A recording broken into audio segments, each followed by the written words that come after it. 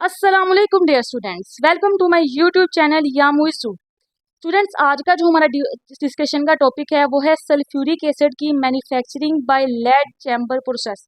मैं आपको अपनी इससे पहले जो प्रीवियस वीडियो मैंने अपलोड की थी उसमें मैंने आपको बताया था कि सल्फ्यूरिक एसिड की मैन्युफैक्चरिंग बाय कॉन्टैक्ट प्रोसेस कैसे होती है। तो let us start our topic. Sulphuric acid basically है क्या? तो स्टूडेंट, सबसे पहले सल्फ्यूरिक एसिड को जिस बंदे ने प्रिपेयर्ड किया था, डिस्कवर्ड किया था, वो थे जाबिर बिन हयान, एक मुस्लिम साइंटिस्ट थे जो जर्मनी के रहने वाले थे। ठीक है, इन्होंने सबसे पहले सल्फ्यूरिक एसिड को डिस्कवर किया था। फिर उसके बाद यूरोप में इसकी प्रॉपर्टीज और यूजेस को देखते हुए कमर्शियल लेवल पे 14वीं या 15वीं 14th और 15th सेंचुरी में इसको प्रिपेयर किया गया था।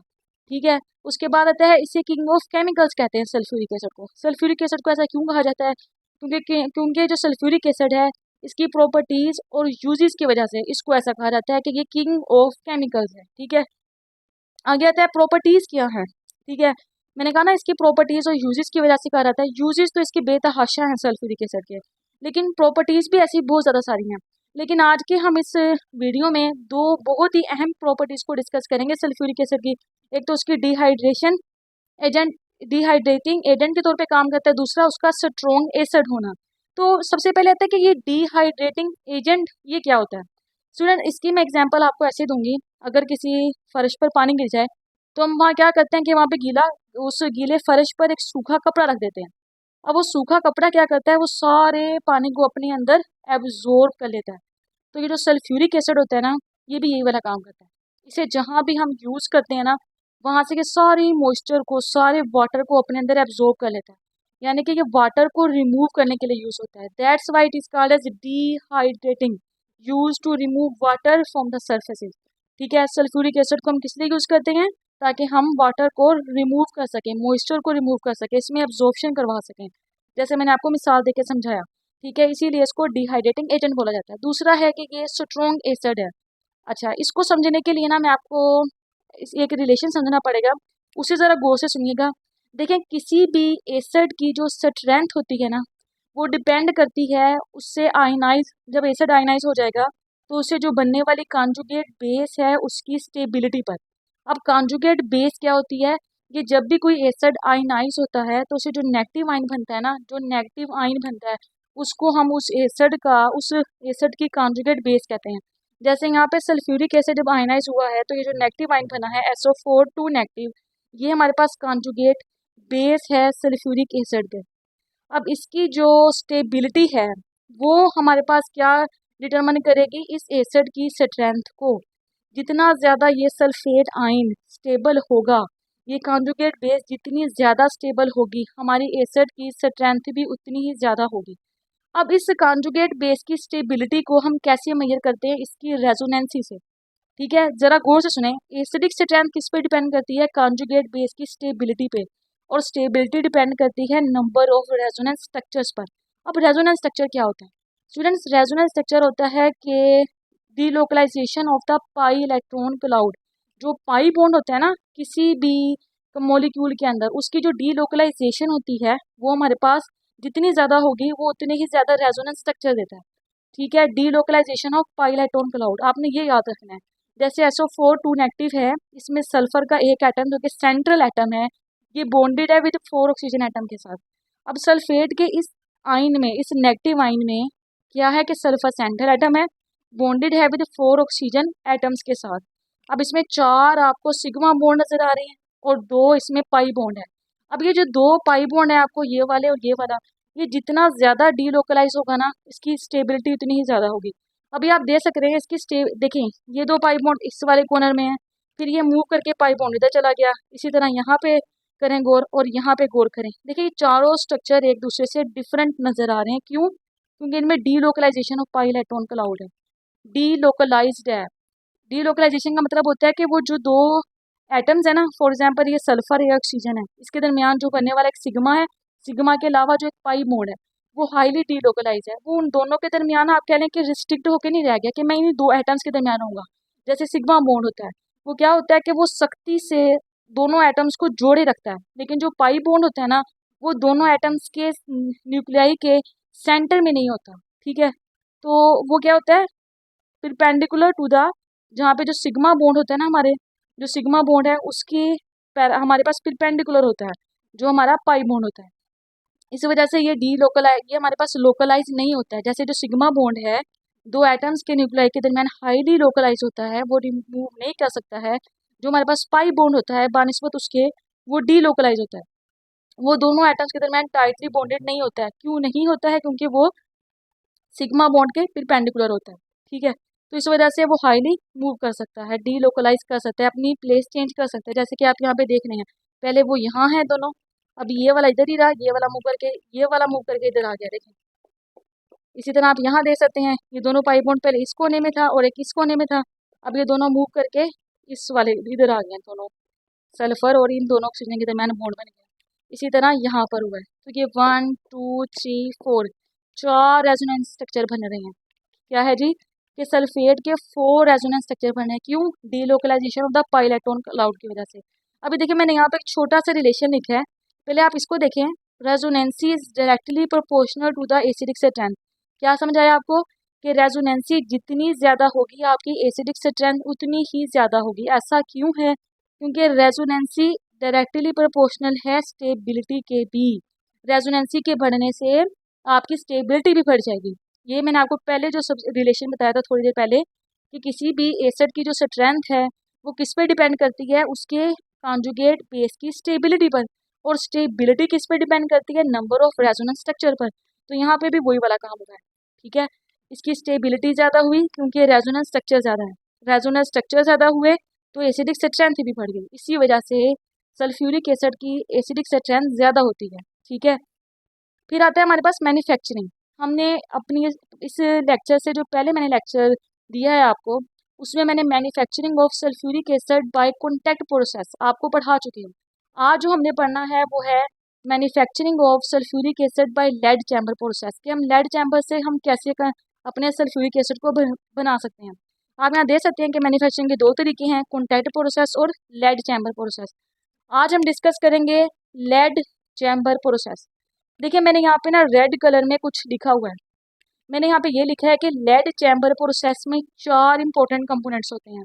एक है नाइट्रोजन डाइऑक्साइड, एक है ऑक्सीजन, एक है सल्फर डाइऑक्साइड और एक है वाटर। ठीक है, ये मैंने इसका क्या मतलब है कि 4 इंपॉर्टेंट कंपोनेंट्स होते हैं? आप ये समझ लीजिए कि यहाँ पे जब हम इस प्रोसेस के थ्रू जब सल्फ्यूरिक एसिड की फॉर्मेशन करवाएंगे ना, तो यहाँ पे इन चारों चीज़ों का यूटिलाइज होना और इन चारों चीज़ों का प्रिपेयर होना, इनकी इनकी ये पहले बनेंगे।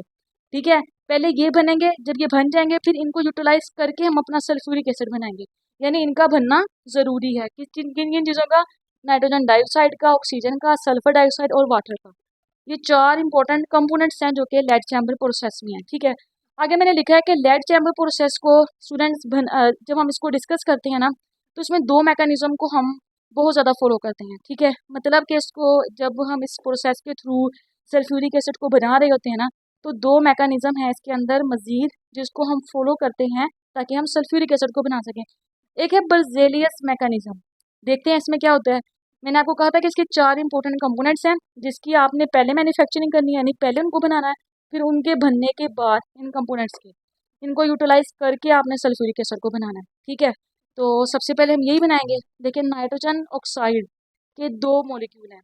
ठीक है, ये रिएक्ट कर रहे हैं ऑक्सीजन के साथ और हमारे पास 2NO2 बन रहा है, नाइट्रोजन डाइऑक्साइड बन रहा है। फिर नाइट्रोजन डाइऑक्साइड रिएक्ट कर रहा है विद SO2 के साथ।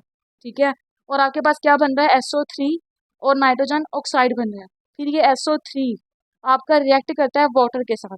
अब ये वाटर कहाँ से आएगा? हम स्टीम इंजेक्ट करवाते हैं बेसिकली। ठीक है, इस मैकेनिज्म में फिर ये जब वाटर के साथ रिएक्शन करता है, हम फिर जानते हैं कि जब SO3 को वाटर के अंदर डिजोल्व किया जाता है तो हमारे पास क्या बनता है? सल्फ्यूरिक एसिड बनता है।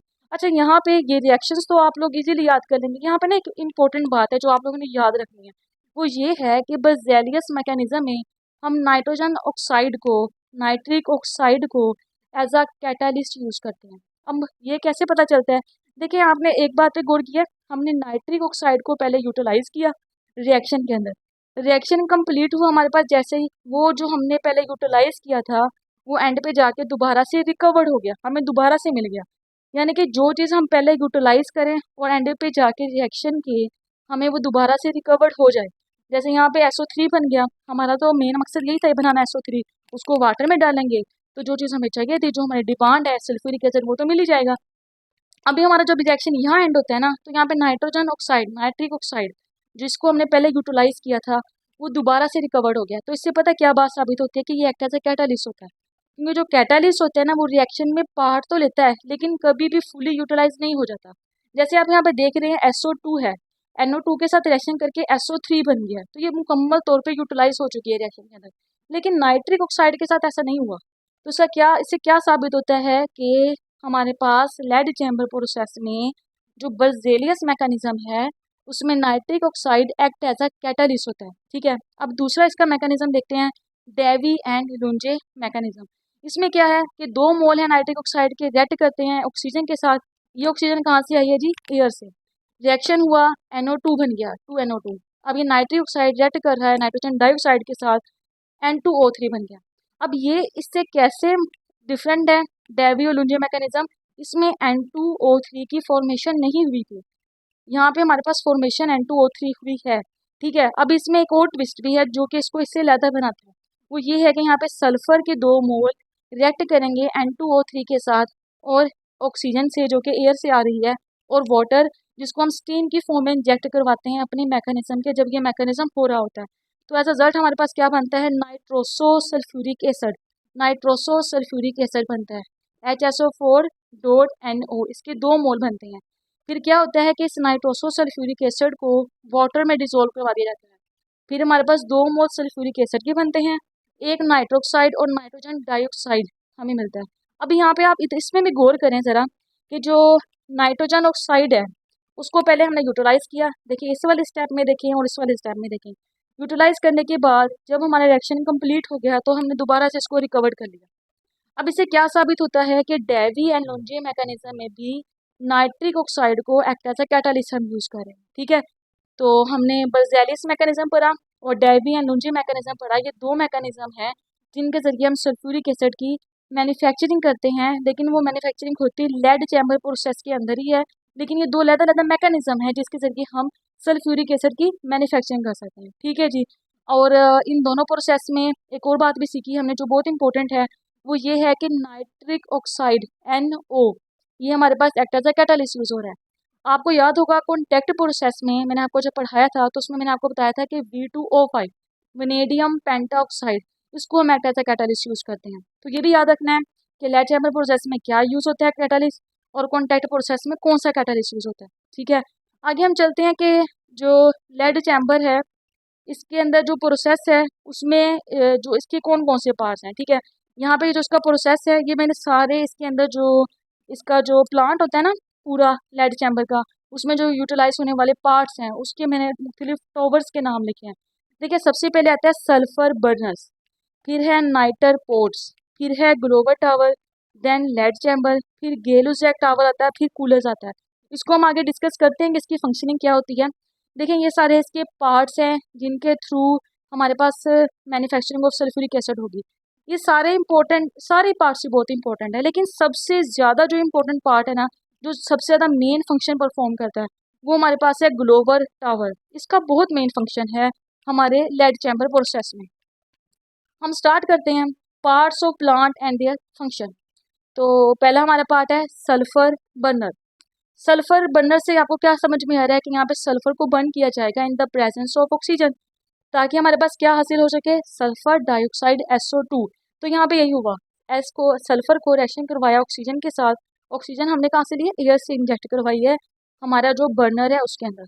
फिर एज अ रिजल्ट क्या प्रोड्यूस हुआ? सल्फर डाइऑक्साइड प्रोड्यूस हुआ। ठीक है, अब एक तरीका तो ये है कि सल्फर डाइऑक्साइड को हासिल किया जाए। हमारा मेन मकसद क्या है कि हमने सल्फर बर्नर में SO2 को हासिल करना है। एक तो तरीका ये है कि आप सल्फर को बर्न करके SO2 को हासिल कर लें, लेकिन एक और तरीका है, वो तरीका है आयरन पाइराइड से हासिल करने का। ये जो आपको नज़र आ रहा है FeS2, इसको हम बोलते हैं आयरन पाइराइड। इसका एक और नाम भी होता है, इसको हम बोलते हैं ओर ऑफ सल्फर। इसके 4 मोल होते हैं और 11 मोल होते हैं ऑक्सीजन के, रिएक्ट करके Fe2O3 बनाते हैं, और साथ में हमारे पास ये चीज़ हमें चाहिए थी ना SO2, ये हमें मिल जाता है। तो ये 2 तरीके होते हैं जिसमें हम सल्फर बर्नर में अपने सल्फर डाइऑक्साइड SO2 को हासिल कर लेते हैं। ठीक है, दूसरा जो इसका पार्ट होता है वो है नाइटर पोर्ट्स। अच्छा, इसको नाइटर पोर्ट्स क्यों कहा जाता है? क्योंकि यहाँ पे क्या है, मैन्युफैक्चरिंग ऑफ नाइट्रोजन ऑक्साइड्स। यहाँ पे नाइट्रोजन ऑक्साइड्स की मैन्युफैक्चरिंग होती है। मैं आपको बताऊंगी भी कैसे, ठीक है। इस वजह से इसका नाम नाइटर पोर्ट रख दिया गया है। हमने पहले सल्फर बर्नर पढ़ा, उसके बाद नाइटर पोर्ट पढ़े, ठीक है। नाइटर पोर्ट में क्या है कि NaNO3 को या पोटेशियम नाइट्रेट के NO3 को यूज़ किया जाता है, इन दोनों में से एक, ठीक है। मैंने यहाँ पे NaNO3 को यूज़ किया है, ठीक है। मैंने इसको सल्फ्यूरिक एसिड के साथ रिएक्शन करवाया है, ठीक है। और इन दोनों को मैंने हीटअप किया है, और हमारे पास एज अ रिजल्ट क्या प्रोड्यूस हुआ है, NaHSO4 और HNO3 नाइट्रिक एसिड प्रोड्यूस हुआ है, ठीक है। फिर हमने इस नाइट्रिक एसिड के 2 मोल को अपने 2 मोल जो यहाँ से SO2 आया था उसके साथ रिएक्शन करवाया है। एज अ रिजल्ट हमारे पास क्या प्रोड्यूस हुआ है, SO3 सल्फर ट्राईऑक्साइड प्रोड्यूस हुआ है, वाटर प्रोड्यूस हुआ है, और नाइट्रोजन के 2 ऑक्साइड, एक तो नाइट्रिक ऑक्साइड और एक नाइट्रोजन डाइऑक्साइड, 2 ऑक्साइड प्रोड्यूस हुए हैं। अभी मैंने आपको कहा था ना कि नाइटर पोर्ट को नाइटर पोर्ट इसलिए कहा जाता है क्योंकि यहाँ पे ऑक्साइड्स ऑफ नाइट्रोजन की मैन्युफैक्चरिंग होती है। तो यहाँ पे मैंने आपको एंड पे आके दिखाया भी कि यहाँ पे नाइट्रोजन की ऑक्साइड्स की कैसे मैन्युफैक्चरिंग हो रही है।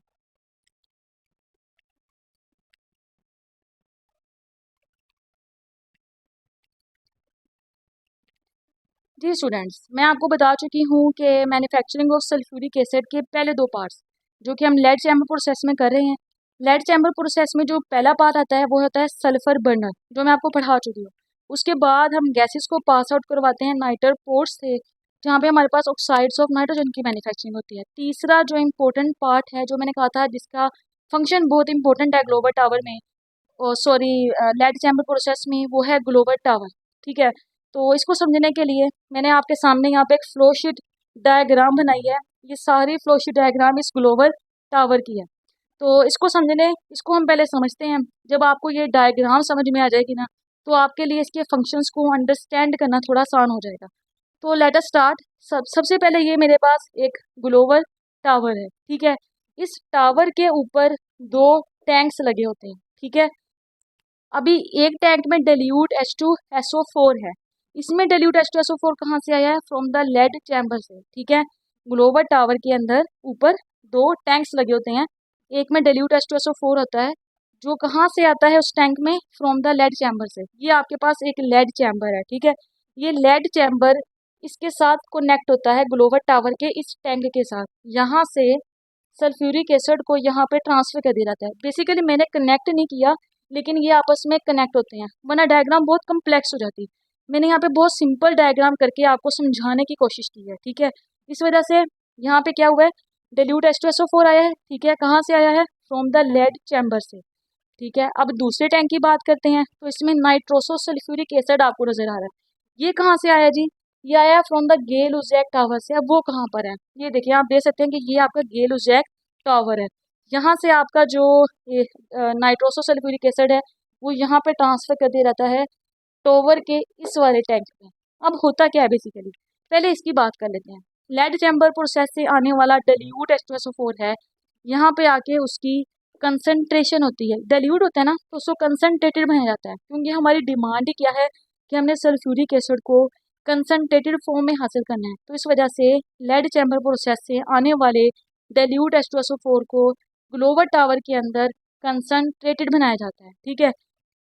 एक बात, फिर दूसरा यहाँ पे मैंने बताया था आपको, यहाँ पे गेल उजैक टावर से नाइट्रोसो सल्फ्यूरिक एसिड आता है हमारे ग्लोबल टावर के अंदर। अब इसके साथ क्या होता है, ठीक है, इसको समझने से पहले आप ये देखें, यहाँ पे मैंने एक ओपनिंग बनाई है। ये ओपनिंग क्या शो कर रही है कि यहाँ पे जो नाइटर पोर्ट्स है, ग्लोबल टावर से पहले नाइटर पोर्ट्स लगे होते हैं। वहाँ पे हमारे पास, आपको याद होगा, SO2 NO2 NO oxygen, sorry oxygen नहीं, ये हम एयर से लेते हैं, इसको बाद में इंटर करवाया जाता है, ठीक है। ये नाइट्रिक ऑक्साइड, नाइट्रोजन डाइऑक्साइड और SO2 ये नाइटर पोर्ट से हमारे ग्लोबल टावर के अंदर इंटर होती हैं, ठीक है। ग्लोबल टावर में नाइटर पोर्ट से ये गैसें इंटर हुई हैं, ठीक है। अब ये तो मैंने आपको बता दिया ना, इस टैंक का काम, इस टैंक का काम क्या है, नाइट्रोसो सल्फ्यूरिक एसिड इनके साथ रिएक्शन करता है, ठीक है। अभी बेसिकली क्या होता है कि यहाँ पे वाटर भी मौजूद होता है, ठीक है। इस टावर के अंदर वाटर भी मौजूद है। ये नाइट्रोसो सल्फ्यूरिक एसिड उस वाटर के साथ रिएक्शन करता है, और सल्फ्यूरिक एसिड नाइट्रिक ऑक्साइड और नाइट्रोजन डाइऑक्साइड, ये बनता है यहाँ पे। देखिए मैं यहाँ पे पता है क्या बताना चाह रही हूँ आपको, कि यहाँ पे दो टैंक जो ऊपर लगे हुए हैं ना, एक टैंक से आने वाले डिल्यूट H2SO4 को जो कि आ रहा है फ्रॉम द लेड चैम्बर से, उसकी हम कंसंट्रेशन कर रहे हैं। और जो गेल उजैक टावर से आने वाला नाइट्रोसो सल्फ्यूरिक एसिड है, उसको हम क्या कर रहे हैं कि पहले से उस ग्लोबल टावर के अंदर मॉइस्चर मौजूद है, जो वाटर के साथ रिएक्शन करके सल्फ्यूरिक एसिड बना रहा है, और नाइट्रोजन के दो ऑक्साइड बन रहे हैं, एक तो नाइट्रिक ऑक्साइड और दूसरा नाइट्रोजन डाइऑक्साइड। ठीक है, अभी इसका क्या काम है, जो हमने नाइट्रोपोर्ट से गैसेज इंटर करवाई थी उसका क्या काम है। हालांकि आप यहाँ पे देख सकते हैं कि यहाँ पे जो गैसेज आई हैं NO और NO2, वो यहाँ पे भी प्रोड्यूस हो रही हैं। जब हमारे पास ग्लोबल टावर में सल्फ्यूरिक एसिड प्रोड्यूस हुआ है, तो उसके साथ साथ हमारे पास नाइट्रिक ऑक्साइड और नाइट्रोजन डाइऑक्साइड ही प्रोड्यूस होती हैं। बेसिकली अब पता है क्या होता है, ग्लोबल टावर से ना ये gases nitrogen oxide, nitrogen dioxide, ये देखें आप देख सकते हैं, ये गैसेस कहाँ ट्रांसफर होती हैं, लेड चैम्बर की तरफ। ठीक है, अब क्या हुआ है कि यहाँ से sulphur dioxide, nitrogen dioxide, nitric oxide और ऑक्सीजन एयर से जो हमने इंटर करवाई थी यहाँ से, वो सब गैसेस यहाँ से पास होते हुए लेड चैम्बर के अंदर इंटर होती हैं। अब ये गैसेस सारी इधर जा रही हैं, लेकिन यहाँ से भी नाइट्रोजन ऑक्साइड प्रोड्यूस हुई थी, मेरा कहने का ये मतलब है, और यहाँ से भी प्रोड्यूस हुई थी। ये सब मिलके लेड चैम्बर की तरफ ट्रैवल कर रही हैं। लेड चैम्बर में हमने क्या किया है कि ऊपर से स्टीम को इंजेक्ट करवाया है, मैंने वाटर को इंजेक्ट करवाया है। ठीक है, फिर उसकी वजह से यहाँ पे क्या हुआ है कि यहाँ पे मेरे पास जब मैंने वाटर को इंजेक्ट करवाया, तो वो जो गैसेज पीछे से आ रही हैं, सल्फर डाइऑक्साइड, नाइट्रिक ऑक्साइड और नाइट्रोजन डाइऑक्साइड, ये सब आपस में रिएक्ट करके डाइल्यूट H2SO4 बना रहे हैं। ये लेड चैम्बर में हो रहा है। अब ये कैसे बनता है, वैसे ये दो स्टेप मैकेनिज्म है, जिसको हम जब लेड चैम्बर को डिस्कस करेंगे इसी वीडियो में, तो मैं बताऊंगी आपको। लेकिन सिंपली इस डायग्राम को जब आपने समझना है ना, तो आपको ये सिंपल सिंपल चीज़ें याद रखनी पड़ेंगी। ठीक है, अभी यहाँ पे क्या हुआ, लेड चैम्बर में डाइल्यूट H2SO4 बन गया। अभी इसको क्या करेंगे, ट्रांसफर कर देंगे ग्लोबल टावर के इस टैंक में। सही है जी। आगे देखें, हमारे पास यहाँ से जो रेजिडुअल गैसेज हैं, अब वो कौन सी गैसेज हैं, वो फिर से वही हैं, nitric oxide, nitrogen dioxide, oxygen और सल्फर डाइऑक्साइड। ये हमारे पास पास आउट करती हैं हमारे गेल उजैक टावर के अंदर। अब यहाँ पे क्या होता है कि ये सब गैसेज नाइट्रिक ऑक्साइड और नाइट्रोजन ऑक्साइड रिएक्ट करती हैं सल्फ्यूरिक एसिड के साथ और बना देती हैं नाइट्रोसो सल्फ्यूरिक एसिड। अब सवाल ये आता है आप लोग के जहन में आएगा कि भाई हमने तो यहाँ पे गैसेस को इंटर करवाया था, नाइट्रिक ऑक्साइड और नाइट्रोजन डाइऑक्साइड में, अब यहाँ पे सल्फ्यूरिक एसिड कहाँ से आ गया। तो स्टूडेंट्स ये देखें, मैंने इस ग्लोबल टावर को इस गेल उजैक टावर के साथ कनेक्ट किया हुआ है।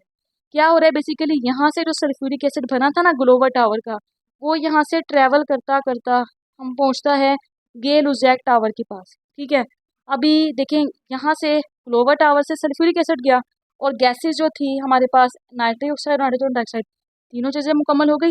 अब ये तीनों चीज़ें आपस में रिएक्ट करती हैं और क्या बनाती हैं, नाइट्रोसो सल्फ्यूरिक एसिड NO.HSO4, इसको बोलते हैं नाइट्रोसो सल्फ्यूरिक एसिड। ठीक है, फिर जब ये बन जाता है, फिर इसको हम ट्रांसफ़र कर देते हैं ग्लोबल टावर के इस वाले टैंक में।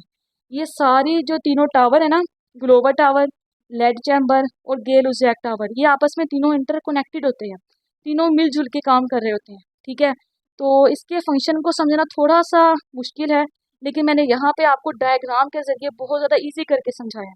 ठीक है स्टूडेंट्स, ये हमारे पास था ग्लोबल टावर की फंक्शन।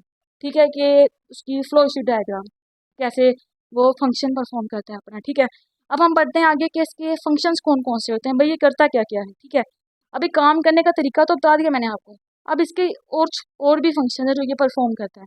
तो पहला क्या करता है, ये जो बर्निंग गैसेस होती है ना, वो जो नाइटर, पहले हमारे पास है सल्फर बर्नर से आई नाइटर पोर्ट्स में, नाइटर पोर्ट से जब वो इंटर इंटर होती है ना ग्लोबल टावर में, तो ये उसकी कूलिंग करवाता है। ठीक है, दूसरा क्या काम करता है, क्लीनिंग भी करवाता है उन बर्निंग गैसेस की, बर्निंग गैसेस को कूल करवाएगा, बर्निंग गैसेस की क्लीनिंग करवाएगा।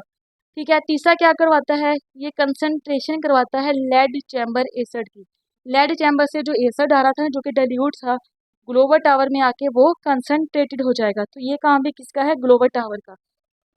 तीसरा यहाँ पे क्या है, कन्वर्जन होती है SO2 की सल्फ्यूरिक एसिड में। देखिए सल्फ्यूरिक SO2 जो है ये यहाँ से आया था नाइटर पोर्ट से, वो जब यहाँ पे इंटर करवाया गया था ना, तो हमारे पास सम अमाउंट में, बहुत ज़्यादा नहीं, सल्फर डाइऑक्साइड SO2 की बहुत थोड़ी सी अमाउंट H2SO4 में कन्वर्ट हो जाती है हमारे पास ग्लोबल टावर में। ठीक है, अच्छा, इसका आखिरी फंक्शन ये है कि यहाँ पे रिकवरी की जाती है नाइट्रिक ऑक्साइड की और नाइट्रोजन डाइऑक्साइड की फ्रॉम नाइट्रोसो सल्फ्यूरिक एसिड।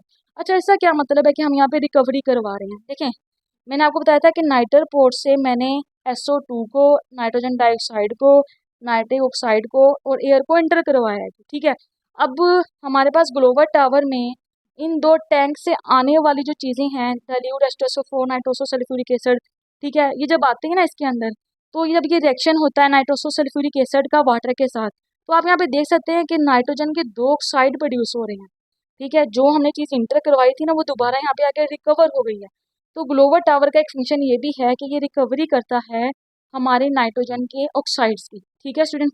तो ये इसके 5 फंक्शंस हैं और यहाँ पे मैंने इसकी एक फ्लो शीट डायग्राम बनाई है जिसे आपने अच्छे से देख लेना है। आगे हम चलते हैं इस ग्लोबल टावर के बाद लेड चैम्बर की तरफ, जो कि चौथा पार्ट है हमारे पास लेड चैम्बर प्रोसेस का। अच्छा, इसे लेड चैम्बर क्यों बोलते हैं? क्योंकि बेसिकली ये जो चैम्बर है, ये जो टावर होता है ना, ये लेड का बना होता है पूरा का पूरा, ठीक है। और लकड़ियाँ होती है ना, वुडन फ्रेम, लकड़ी का एक फ्रेम होता है, उसमें इसको सेट किया होता है, ठीक है। लेकिन ये बना खुद किसका होता है? ये चैम्बर लेड का, इस वजह से इसको बोलते हैं लेड चैम्बर। अच्छा, अब इसमें क्या होता है? इसमें gases SO2, NO2, NOO2 after passing through the global tower passes through the lead chamber. ये वाली जो गैसेस हैं, क्या है, ग्लोबल टावर में पास आउट होने के बाद लेड चैम्बर में इंटर हो रही हैं। यहाँ पर मैंने ये लिखा है। अभी मैंने आपको यहाँ पे भी बताया था कि यहाँ पे सब चीज़ें रिएक्ट करके डाइल्यूट H2SO4 बनाती हैं। फिर मैंने ये भी बताया था कि ये 2 स्टेप मैकेनिज्म है, वो यहाँ पे मैंने एक्सप्लेन किया है।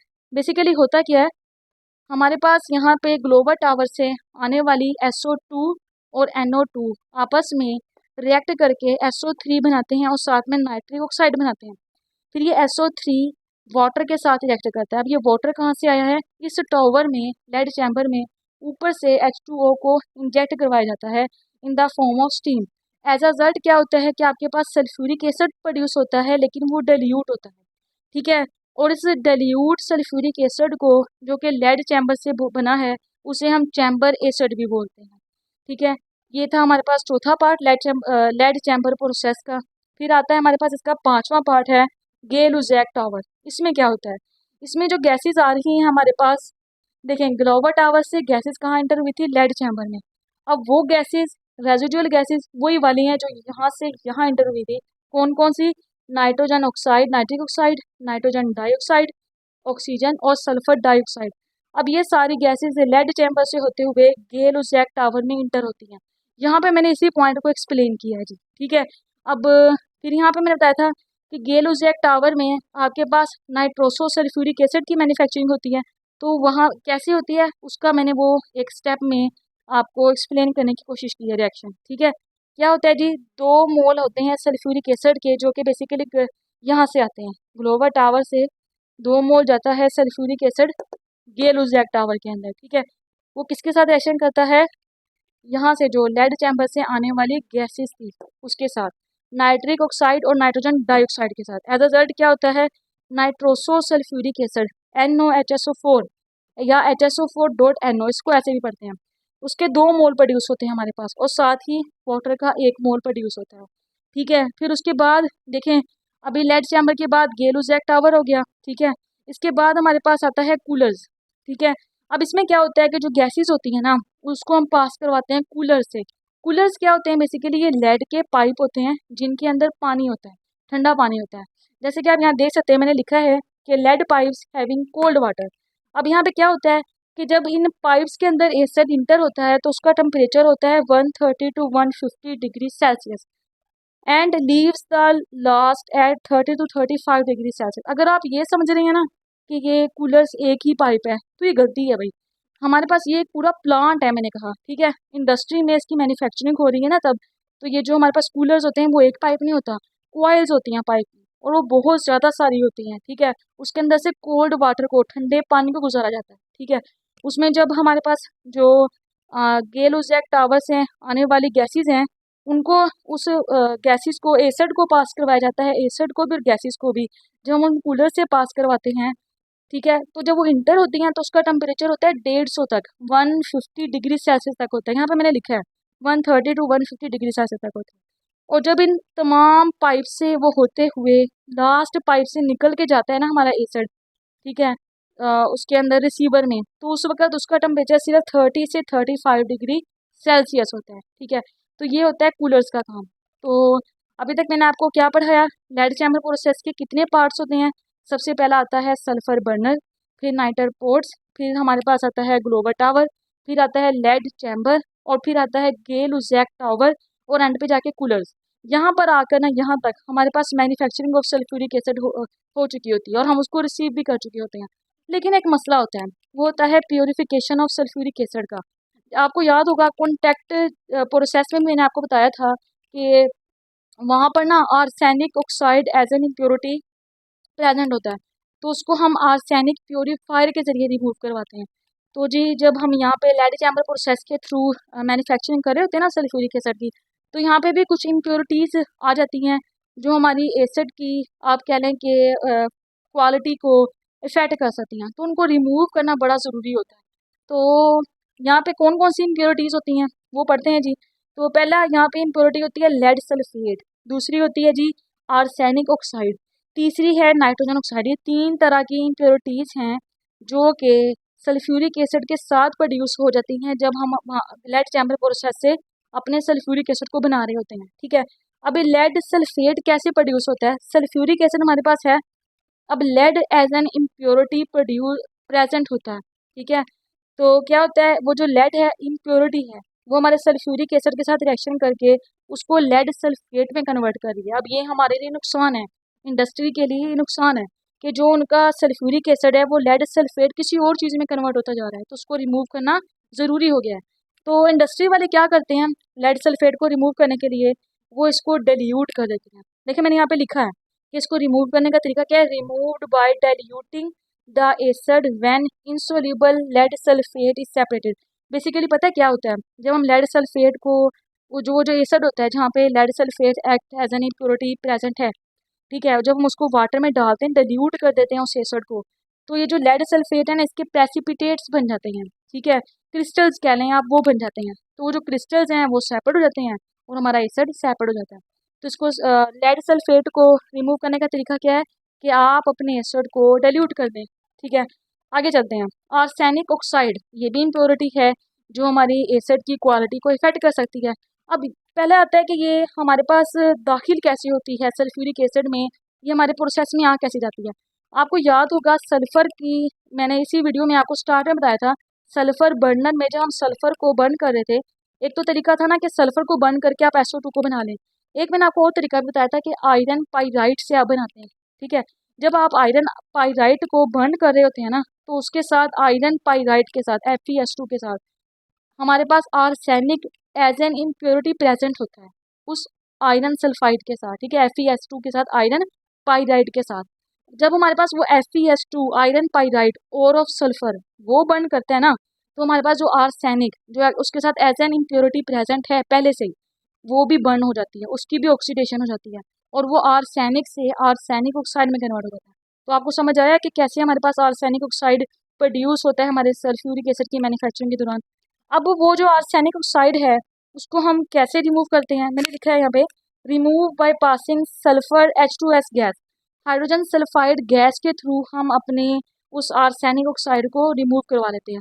क्या होता है बेसिकली, आपका जो आर्सेनिक ऑक्साइड है वो हाइड्रोजन सल्फाइड के 3 मोल के साथ रिएक्शन करके AS2O3 में कन्वर्ट हो जाता है और 3 मोल वाटर के मिलते हैं, ठीक है। तो इस तरह हमारे पास ये जो हमारा आर्सेनिक ऑक्साइड है वो हमारे पास AS2O3 में कन्वर्ट हो जाता है और साथ में हमें वाटर मिलते हैं। अच्छा यहाँ पे हमारे पास एक और बात भी है कि यहाँ पे ना हमने लेड चैम्बर प्रोसेस में आर्सेनिक ऑक्साइड को रिमूव करने के लिए किसका यूज़ किया जी, हाइड्रोजन सल्फाइड गैस का।